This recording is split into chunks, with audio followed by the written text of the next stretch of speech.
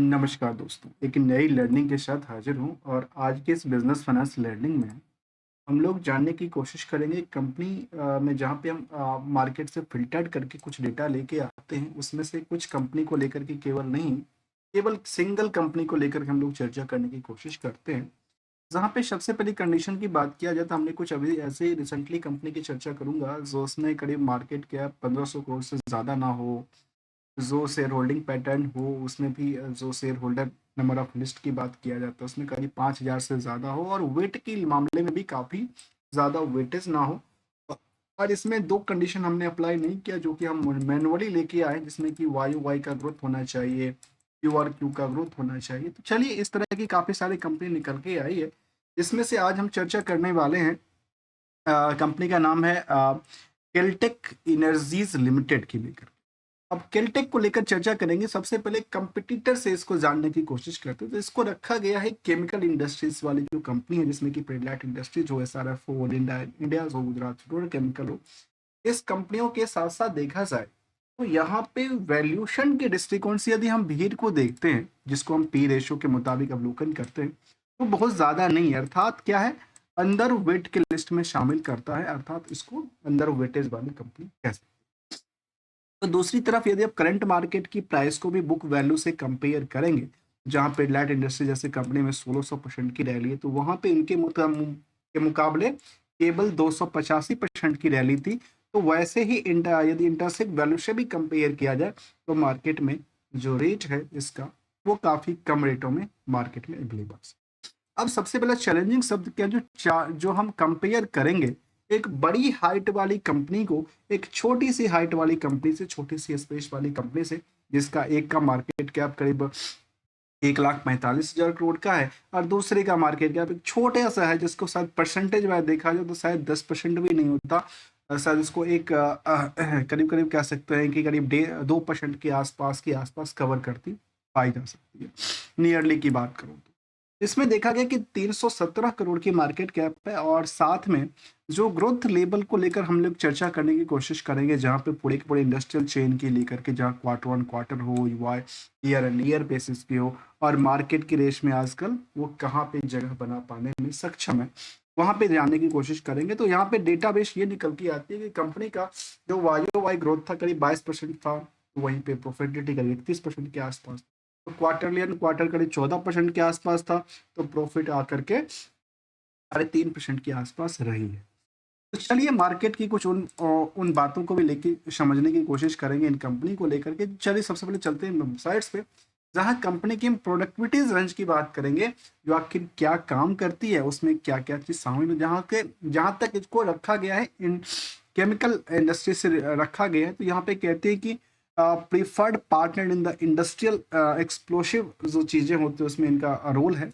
इसमें इनके पास यदि चर्चा किया जाए तो इनकी जो एक्सप्लोसिव है, जिसमें कि इमोल्सन्स एक्सप्लोसिव की बात किया जाता है, पैकेज्ड वाटर जिल एक्सप्लोसिव है, बल्क एमुलेशंस की सिचुएशन है, एसेसरीज और और टेक्निकल सर्विस प्रोवाइड करने वाली कंपनी के लिस्ट में भी शामिल किया है। इसके अलावा इनके पास यदि आप इनकी हॉर्टिकल्चर बात किया जाए, तो जिसमें कि इनके पास चाहे सॉइल राइट्स हो या फिर सॉइल राइट्स के अलग अलग इनके जो कह सकते हैं कि जो प्रोडक्ट है उसको लेकर लगती जिक्र करते हैं। यदि इंडस्ट्रियल की रेंज की बात किया जाए तो इंडस्ट्रियल एक्सप्लोसिव से लेकर के इंडस्ट्रियल फिल्टर एड्स हो या फिर जो क्राइजोजेनिक जो इंस्टॉलेशंस हो उसको लेकर के देखा जाए, या फिर हॉर्टिकल्चर प्रोडक्शन को लेकर के देखा जाए, इसमें इनका इंडस्ट्रियल कैप्चर करती पाई गई है। जिसमें कि इनके पास यदि हम इनकी इनिमेटेड चीज़ को देखा जाए तो यहाँ पे चाहे वो पेट्रो नेट्स एलएनजी जैसे जो कंपनी है उसके साथ इनका कारोबार रहा, जहाँ पे प्रोजेक्ट उनमें उनका कारोबार हो चुका है, अलग अलग चीज़ों को लेकर उन्होंने जिक्र करती है। मैं इसमें भी ज़्यादा जानने की कोशिश नहीं करता हूँ कि इनका प्रोडक्ट कैसा है और कैसी है, क्योंकि ये मैं आपको कोई प्रोडक्ट की कोई स्पॉन्सर्ड या प्रमोशंस नहीं कर रहा हूँ, क्लियरिटी के साथ कहता हूँ। क्योंकि यहाँ पे हम जानने की कोशिश ये कर रहे हैं कि इंडस्ट्रियल की जो बाकी कंपनियां हैं केमिकल इंडस्ट्रीज, उसके अकॉर्डिंग इनका क्या रेश है, जबकि ईयर एंड ईयर बेसिस के मुताबिक देखा जाए तो साल दर साल कंपनी का जो सेल्स था उसमें ग्रो रही थी, तो लास्ट कुछ सालों में इनमें डिक्लाइनिंग रहा है। ये प्रॉफिटेबिलिटीज का नंबर भी काफी अच्छा रहा था, लेकिन रिसेंटली की बात करूँ थोड़ा सा नेगेटिव इम्पैक्ट रहा, लेकिन नेगेटिव इम्पैक्ट उतना नहीं जो कि इनके पूरे के पूरे फाइनेंशियल को डैमेज कर दे। हाँ, पिछले पीरियड के मुकाबले गिरावट हुई है, स्टॉक प्राइस को लेकर भी पिछले कंपैरिजन में थोड़ा सा डाउन ट्रेंड देखा गया है और रिटर्न ऑन इक्विटी थोड़ा सा अच्छा परफॉर्मेंस करती देखी गई। यदि हम मार्केट की कंपनी की समरी की तरफ चलें तो कैल्टेक्स एनर्जीज की बात किया जाए तो कंपनी 1977 में बनी थी। कैल्टेक्स इंडिया जो कि energies limited manufacturing the explosives and the पर लाइफ रिलेटेड जो प्रोडक्ट थे उसमें डील करती थी। यदि करंट मार्केट की प्राइस को देखा जाए तो मार्केट में 285% रैली करता है, इंटरेंसिक वैल्यू से 152% रैली करता है। इंडस्ट्रियल की पी के मुताबिक स्टॉक जो है बिल्कुल अंडर वेटेज की कैटेगरी में आता है। मार्केट कैप 317 करोड़ है, पर स्टॉक की प्राइस देखकर अचंभित मत होइएगा क्योंकि नंबर ऑफ शेयर कंपनी में काफी कम है, केवल 10 लाख नंबर ऑफ शेयर है। और इसमें जो नंबर ऑफ शेयर होल्डर की बात किया जाए तो 10 लाख नंबर ऑफ शेयर में जो है करीब 6,000 के आसपास नंबर ऑफ शेयर होल्डर है। कंपनी नेट इनकम मार्जिन करीब 5% के आसपास रखती है। प्रमोटर कंट्रोल कंपनी में अच्छा खासा है, प्लेज का कोई सवाल नहीं है। जहां तक आरओई आरओसी का सवाल है वो करीब 21 से लेकर के 25% तक रिटर्न क्रिएट कर पाती है, जबकि डिविडेंड पेइंग कंपनी भी रही है। यदि इनकी टर्नओवर बेस की जानने की कोशिश करें तो कंपनी का जो टर्नओवर था अभी जो लास्ट 12 महीने के हिसाब से देखा जाए तो सबसे ज्यादा पीक पे नहीं था, हिस्टोरिकल रिकॉर्ड नहीं था, क्योंकि इससे पहले भी कंपनी का जो टर्नओवर 563 करोड़ तक हो चुका है। इसके अलावा की बात किया जाए जो क्वार्टर ऑन क्वार्टर का जो टर्नओवर था वो भी काफी बेटर नहीं था, क्योंकि इससे पहले भी 117 करोड़ की टर्नओवर क्रिएट कर चुका है, करीब 150 करोड़ से ज्यादा की टर्नओवर क्रिएट कर चुका है, जो कि ईयर 2022-23 के अकॉर्डिंग देखा गया। हाँ, यहाँ पे ये देखा गया कि पिछले कुछ पीरियड कुछ क्वार्टर के हिसाब से यहाँ पे एक नई उड़ान के लिए तैयार होती है, लेकिन कई बार उड़ान में पिटवेज आती है। तो यहाँ पे हमने देखा कि वाई वाई ग्रोथ था, क्वार्टर वन क्वार्टर ग्रोथ था, लेकिन कुछ सिचुएशन में इनमें डिक्लाइनिंग रेशियो भी मिलता है।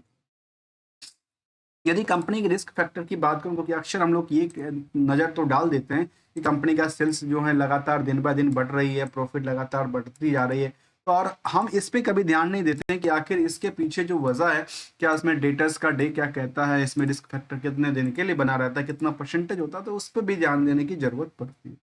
जहाँ पे करीब 1.5 महीने के आसपास रिस्क फैक्टर मान सकते हैं।